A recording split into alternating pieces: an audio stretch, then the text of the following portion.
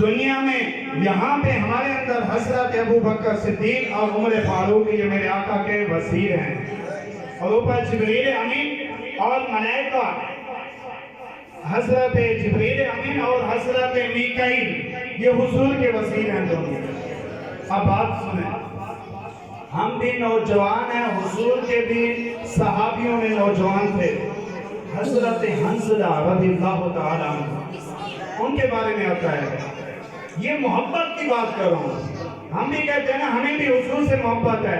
جب آئے نا ناموس رسالت کی باری، ختم نبوت کی باری، اس وقت ہم کیا کرتے ہیں؟ یہ مولوی جانے ان کا کام جانے، آنے کے لیے ہم آگے ہیں، سب آگے ہوتے ہیں، لیکن جب ناموس رسالت ختم نبوت کی باری ہوتے ہیں ہم کہتے ہیں کہ مولویوں کا کام ہے، مولوی زیادہ کرتے ہیں۔ نہیں، یہ مولوی بھی آپ کی طرح ہیں۔ بات سنیں، حضرت حنظلہ رضی اللہ تعالیٰ عنہ ان کی نئی شادی تھی، شادی ہوئی ہے، حضور کی بارگاہ میں آ گئے، ایسے محفل لگی ہوئے، حضور کا چہرہ انور دیکھ رہے ہیں، جلوہ دیکھ رہے ہیں، تو حضور نے فرمایا اے صحابی آپ کی تو آج ہی شادی ہوئی ہے، جو آپ اپنی بیگم کے پاس وہ دلہن انتظار کر رہی ہوگی۔ صحابی نے عرض کی یا رسول اللہ صلی اللہ علیہ وسلم، میں تو آپ کا جلوہ دیکھ کر میں تو سواگ رات کیا، میں تو اپنی دلہن ہی بھول گیا تھا، آپ کا چہرہ انور دیکھ کر۔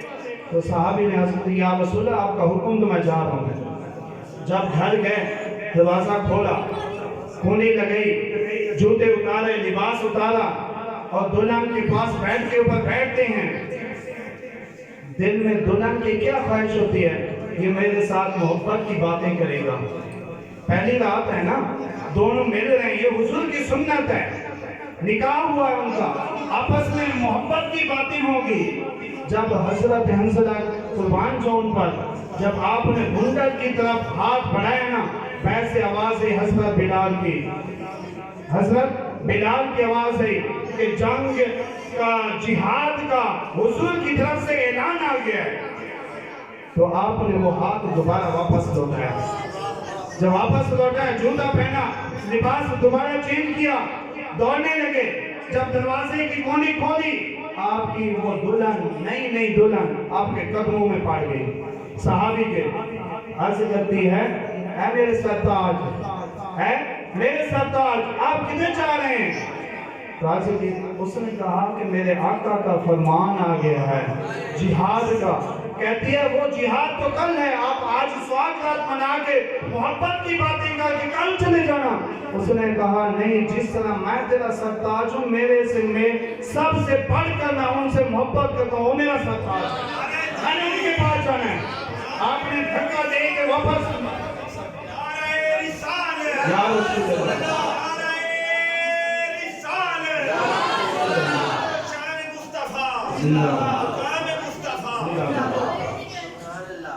اچھا آپ نے اس کو دھکا مار کے واپس صحابی دوڑتے حضور کی بارگاہ میں گئے، اور علامہ صاحب بیٹھے ہیں۔ صحابہ فرماتے ہیں جب جنگ ہوتی تھی نا، حضور پہاڑ کے پر کھڑے ہو کر نا سب صحابہ کو دیکھتے تھے کہ کیسے لڑ رہے ہیں، لیکن اس دن تو صحابہ فرماتے ہیں حضور کی نظر صرف اس نوجوان صحابی پر تھی۔ جنگ ہوئی، تیر لگے، پورا جسم خون و خون ہے، اور وہ صحابی ایڑیوں کے پل، بازوں کے سہارے چل رہے ہیں، آگے قدم اٹھانا چاہتے ہیں، اٹھا نہیں سکتے۔ صحابی ہے، عرض کی اے صحابی کیا پانی چاہیے؟ پانی کی طرف دوڑ رہے ہو، پانی چاہیے؟ کہا نہیں پانی نہیں چاہیے، بھوک لگے چند کھجوریں دے دیں، کہا نہیں کھجوریں نہیں چاہیے۔ کہا پھر کیوں آگے قدم بڑھا رہے ہو؟ انہوں نے کہا صرف میں یہ چاہتا ہوں، اگر آپ سے التماس ہے، عرض ہے، اگر آپ میری ماننا چاہیں، میرا دل میں ارادہ ہے، میری دل کی نیت ہے، مراد ہے، جس آقا کو پیدا ہوتے ہی اس کی زیارت کی تھی، اس کا نام سن کر زمین پر آیا تھا، آج اسی کا چہرہ دیکھ کر جانا چاہتا ہوں، آج اسی کا چہرہ دیکھ کر جانا چاہتا ہوں۔ پھر وہاں پہ کیا حضور نے فرمایا نہیں صحابی، خود ہی کو کر بلند اتنا کہ ہر تقدیر سے پہلے خدا بندے سے خود پوچھے بتا تیری رضا کیا۔ حضور نے فرمایا کہ نہیں اس کو نہیں، جو مجھ سے محبت کرتے ہیں میں خود آتا ہوں ان کے پاس۔ حضور آئے، حضور نے اس کا چہرہ اٹھایا، اپنی گود میں رکھا، سر گود میں رکھ کر حضور نے اپنی کالی کملی سے ان کا منہ صاف کیا، زلفیں صاف کی۔ جب اس نے حضور کے چہرے انور کو دیکھا، روح پرواز کر گئی۔ اب حضور کی بات سنیں، صحابہ فرماتے ہیں کہ حضور کے ہونٹوں سے مسکراہٹ ہے، آنکھوں سے آنسو جاری ہیں۔ ہم نے عرض کی یا رسول اللہ یہ کیا بات ہے؟ ہونٹوں سے مسکراہٹ اور آنکھوں سے آنسو جاری، یا رسول اللہ یہ کیا بات ہے؟ حضور نے فرمایا آنکھوں سے آنسو اس لیے جاری ہیں، یہ میری جدائی کر کے جا رہا ہے، یہ مجھ سے جدا ہو رہا ہے۔ اور ہونٹوں سے پر مسکراہٹ اس لیے ہے کہ اس نے ایک یہاں پہ دنیا میں دلہن چھوڑی، سہاگرات چھوڑ کر یہ میری محبت میں 70,000 حوریں عرش پر اس کا استقبال کرنے کے لیے کھڑی ہوئی ہیں۔ حضور نے یہ فرمایا، اللہ کے بندو بس میں دو آپ کو نصیحتیں کرنا چاہتا ہوں۔ طالب علم بیٹھے ہیں، بچے بیٹھے ہیں، بڑے بزرگ بیٹھے ہیں، دو باتیں میری میں تقریر تو نہیں کرتا، صرف یہ سمجھانے والی بات کرتا ہوں۔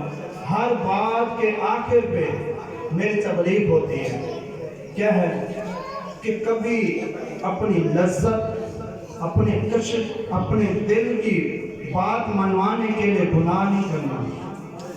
یہ وہ گناہ ہے جو آپ کو اس دنیا سے چلتے لذت ختم ہو جاتی ہے، مزہ ختم ہو جاتا ہے، کشش ختم ہو جاتی ہے، لیکن وہ گناہ چلتے قبر میں لے جاتا ہے، پھر دوزخ میں لے جاتا ہے، پھر وہاں سے بندے کو ذلیل و خوار کر کے رکھ دیتا ہے۔ یہ کام نہیں کرنا۔ دوسرا، اپنی خواہش کے پیچھے نیکی نہیں چھوڑنی، مصیبت آ جائے، پریشانی آ جائے، نیکی نہیں چھوڑنی۔ کیا ہے کہ آج کل کے دور میں ہم حضور سے محبت ہم کرتے ہیں، زیادہ محبت کرتے ہیں، لیکن دیوبندی وہابیوں کی مسجدیں آباد ہیں، مسجدیں ہماری ویران ہیں، نماز پڑھنے کے لیے کوئی نہیں ہے۔ صرف کیا ہے، اگر ہم بچوں کو رات کو سونے سے پہلے ایک حدیث بھی سنا کے سوئیں نا، خدا کی قسم میں کہتا ہوں کہ بچہ ایک نماز ہی نہ چھوڑے۔ فوائد للمصلین آپ نے سب نے پڑھا، سب علماء فرماتے ہیں کہ نماز کو جان بوجھ کر چھوڑنا اتنا کبیرہ گناہ ہے، بلکہ وہ فرماتے ہیں یہ کافر ہو جاتا ہے۔ جان بوجھ کے ہم پتہ نہیں کتنی چھوڑ کے بیٹھے ہوئے ہیں، ٹھیک ہے؟ یہ کام کرنے نماز سب سے پہلے، بچے سے لے کر بڑے کو پتہ ہے کہ نماز کا سب سے پہلے قبر میں کس کا سوال ہوگا؟ نماز کا ہوگا، جو ہم پڑھتے نہیں۔ باقی ہر قدم اٹھانے کے لیے نعرے کس طرح ہم لگاتے ہیں؟ میں گستاخی نہیں، نعوذ باللہ، میں علماء کے بارے میں یا ناخوان کے بارے میں نہیں، میں یہ کہنا چاہتا ہوں کہ یہ جو ہاتھ، یہ ہاتھ بھی کل قیامت والے دن بولیں گے، یہ زبان نہیں بولے گی، یہ کان، یہ ہاتھ، یہ قدم، ہر چیز بولے گی۔ یہ ہاتھ بھی اس وقت گواہی دیں گے انہوں نے یا رسول اللہ کے نعرے پر ہاتھ اٹھائے تھے، اور یہ ہاتھ یہ گواہی دیں، اس کے ساتھ یہ بھی گواہی دیں یا اللہ یہ ہاتھ تیرے قیام کے لیے بھی انہوں نے باندھے تھے، ہاں قیام کے لیے بھی انہوں نے باندھے تھے۔ سب سے پہلے بھائی ان بچوں کو نماز کے بارے میں سکھائیں، تبلیغ نماز بھی کریں، اور یہ قرآن جو ہے، قرآن پاک سے سب سے بڑی، رب نے فرمایا نا قُلْ مَتَاعُ الدُّنْيَا قَلِيلٌ۔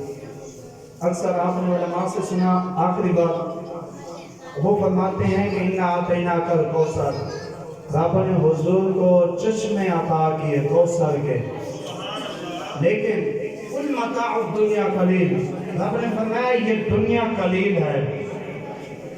سب سے پہلا الفاظ کیا ہے؟ قلیل، پھر ہوتا ہے کثیر، جو قلیل سے بڑھ جائے وہ کثیر سنبھالتا ہے، کثیر سے بڑھ جائے پھر حدیں پار ہو جائے، پھر اکثار کسار آتا ہے، وہ سنبھالتا ہے۔ جب کسار سے جس طرح دریا سب مل کر سمندر میں جمع ہوتے ہیں، جب کسار بھی ختم ہو جائے پھر اس کا کوثر میرے محبوب کا کوثر سنبھالتا ہے۔ دعائے کہ اللہ پاک ہمیں ان باتوں پر اور ان قرآن پاک سے محبت کرنے کی توفیق عطا فرمائے۔ وآخر دعوانا الحمدللہ۔